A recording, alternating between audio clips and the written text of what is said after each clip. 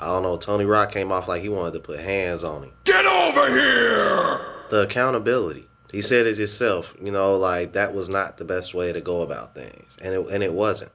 Men in this space were trying to express to people, and especially women, and women weren't trying to hear it because women don't think they're protected.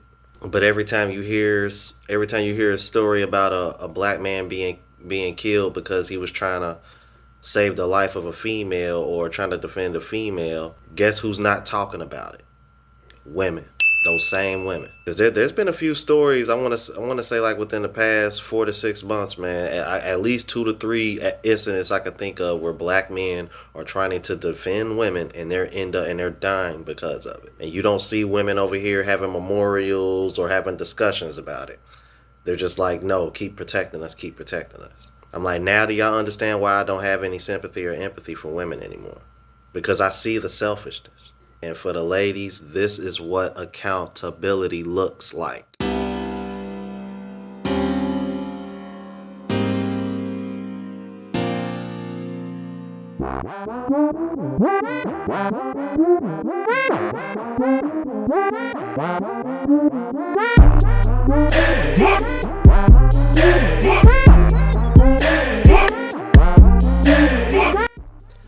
What's going on, YouTube? It's your boy Ron back with another video. Before we get started, please like, comment, subscribe, all that good jazz.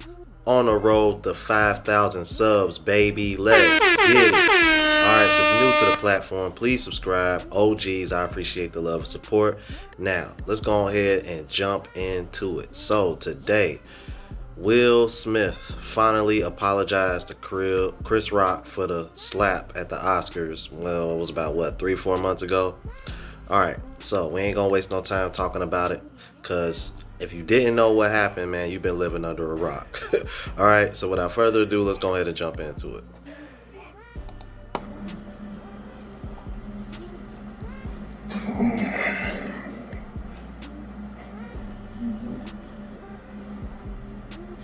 Why didn't you apologize to Chris in your acceptance speech?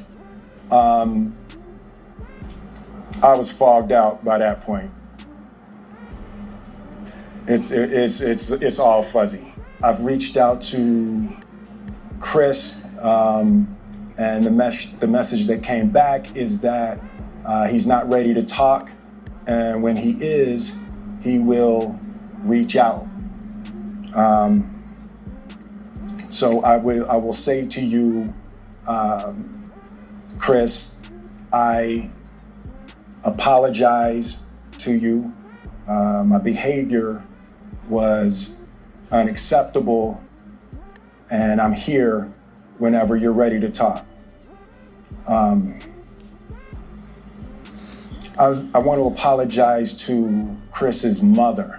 I saw an interview that Chris's mother did, and that was one of the things about that moment. I just didn't realize, and I wasn't thinking, but how many people got hurt in that moment. So I want to apologize to Chris's mother. I want to apologize to Chris's family, specifically Tony Rock. We had a great relationship. Tony Rock was my man. And this is probably irreparable. I spent the last 3 months replaying and understanding the nuances and the complexities of what happened in that moment. And I'm not going to try to unpack all of that right now, but I can say to all of you, there is no part of me that thinks that was the right way to behave in that moment. There's no part of me that thinks that's the optimal way to handle a feeling of disrespect or insults. All right, so first I want to touch on this because this was something that was bothering me a lot when this originally happened, how you had so many women It's like none of these women ever stopped to think about how Chris felt after that, what his family was going through. You know what I mean? Like I remember Tony Rock saying something at a comedy show about Will Smith after it happened. So I can imagine, what I mean, now that I know that he had a pretty close relationship with Tony Rock, that's why Tony Rock said what he said on stage after it happened. I can't remember quite what it was, but I don't know. It was something to the effect of like, you know what I mean? Bruh, like, I don't know. Tony Rock came off like he wanted to put hands on him. Get over here! The accountability. He said it himself, like that was not the best way to go about things. And it wasn't. This was something that was stressed on my channel when it happened. I'm like, up until recently, my reaction to Kevin Samuels speaking on the situation was my most viewed video. And it kind of helped me get to where I'm at now. It was definitely eye-opening for a lot of people because everybody knows his situation with Jada is pretty toxic. He apologized to the right people, and that's pretty much what I wanted to take from that, because I found it really, really strange that everybody was like you had these people that were trying to defend Jada, and then I'm thinking to myself, like, what about Chris? What about Chris's wife? What about Chris's mom? What about Chris's brothers? What about Chris's kids? Y'all ain't stopped to think about his family. And he was the one that was embarrassed. Like, you see what I'm saying? So it's just, this is what accountability looks like, ladies. I'm like, 'cause I still got haters. Like, I find it strange that after doing that breakdown of masculine versus feminine energy, don't you know I still got dislikes from that video? I'd be willing to bet all those dislikes are from women. Go figure. Let's keep it moving. After Jada rolled her eyes, did she tell you to do something? No. It's like, I made a choice on my own, from my own experiences, from my history with Chris. Jada had nothing to do with it. I'm sorry, babe. And say sorry to my kids and my family for the heat that I brought on all of us. To all my fellow nominees, this is a community. It's like I won because you voted for me, and it really breaks my heart to have stolen and tarnished your moment. I can still see Questlove's eyes. It happened on Questlove's award, and it's like I'm sorry really isn't sufficient. You know what? This is one of those parts of the situation that everybody brought up, and this came in, I want to say, like days or week afterward. Do I think Jada influenced him in some shape or form to do what he did? Yeah. But just like we can't, no, in other words, this kind of reminds me of like how women try to say when they cheat, it's the man's fault. Like, this is what I think of. Because no matter how much influence you are by Jada, you have no excuse to do what you did, because at the end of the day, you did that on your own volition.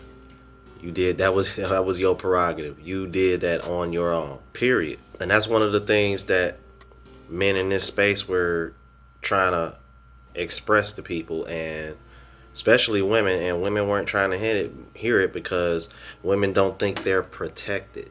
But every time you hear a story about a black man being killed because he was trying to save the life of a female or trying to defend a female, guess who's not talking about it? Women. Those same women. Because there's been a few stories, I want to say, like within the past 4 to 6 months, man, at least 2 to 3 incidents I could think of where black men are trying to defend women, and they're dying because of it. And you don't see women over here having memorials or having discussions about it.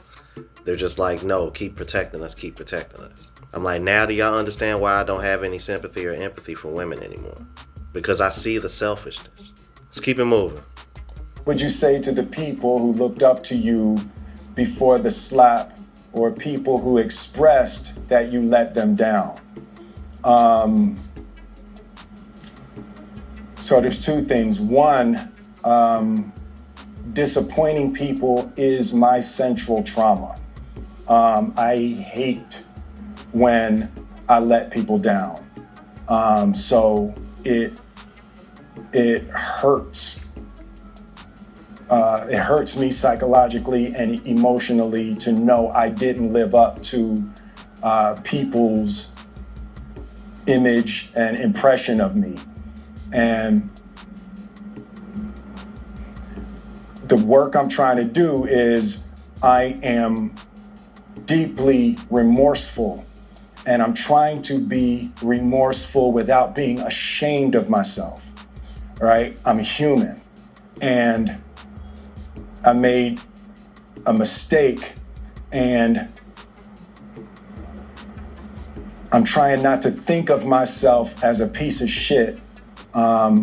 So I would say to those people, I know it was confusing, I know it was shocking, but I promise you, I am deeply devoted and committed to putting light and love and joy into the world.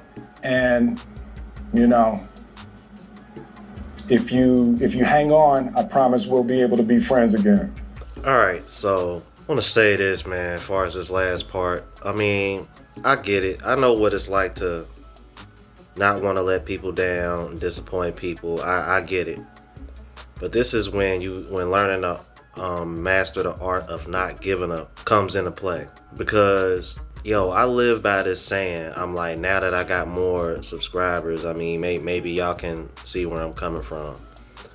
I live by this saying that everybody ain't for everybody. And the reason why I live by that saying is because I know what it's like to try to please every single person you come across, because you want to feel accepted, you want to fit in. Like, I understand what that pressure is. But as I got older, I had to understand, like, look, every person in this world is not going to like you. It doesn't matter how real you are. It doesn't matter how appeasing you are to other people. Like, none of that matters. People are going to accept you one way or another. And you're not going to get everybody to like you. And that's okay. Like, people need to understand that it's okay. You just need to make sure that you're around people that accept you and have your best interests and are going to have your back, and they ain't going to be skept. So this is probably the one part of the apology where I'm kind of like disagreeing with, because in my eyes, I'm kind of like, dude, you need to quit trying to worry about everybody else. I think this is one of the reasons why he is, till this day, is still coming off like he has to prove himself to Jada. Why? Because of that trauma that he's talking about. Because he doesn't want to let her down. I'm like, dude, she's been letting you down for about the past 5-6 years from what's been revealed over the last year and a half, 2 years. Finish her. I don't know. I did a video not too long ago about, you know, the little clip of Will Smith saying he was done. You know what I mean? He was tired of trying to make Jada happy and she needs to focus on doing it for herself. So y'all guys should check that video out. Matter of fact, I'll probably put it at the end of this. This, I don't know. Y'all let me know what y'all think about this in the comments, because I don't know. This seemed like a pretty genuine apology to me. I've seen some people say they didn't think it was genuine. So I definitely like to know what y'all think. And for the ladies, this is what accountability looks like. This is what accountability looks like. I know this might be foreign to y'all. Yeah, I'm being a smart ass. I know it might be foreign to y'all. I don't care. You know what I mean? This is what accountability looks like. And for women to sit over here and say men need to hold each other more accountable, I mean, here's an example. If you're new to the platform, please subscribe. OGs, I appreciate the love and support. Make sure y'all hit the notification bell so that way y'all know what I'm uploading, and hit that like button so that helps with the algorithm. All right, until the next video, y'all. Deuces.